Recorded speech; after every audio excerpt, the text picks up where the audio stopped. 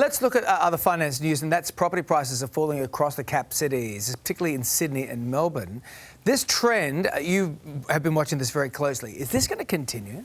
I think it's going to continue so long as we continue to hear the Reserve Bank Governor talk about interest rate increases, or the need for them, one, and two, that we actually see interest rate increases. So if you look at what the major banks have done in the last week, they've actually increased their fixed rate interest rate to nearly double what it was 1 year ago. Yeah.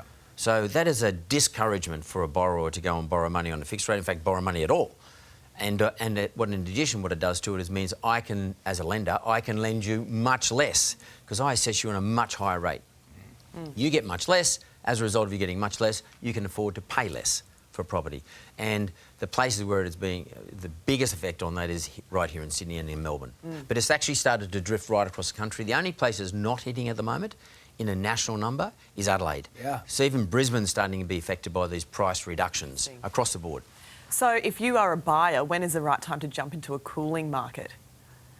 Well, I don't want to say advice, but my experience in these situations is that never think you can arbitrage a market. I mean, we are not, any one individual is not smart enough, doesn't have enough information to arbitrage a market. What I mean by that is outsmart the market.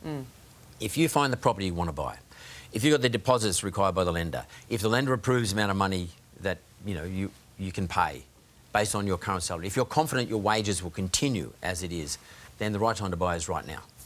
So it's the right time to buy when you get the approval, you got the deposit, and you find the joint you want to buy.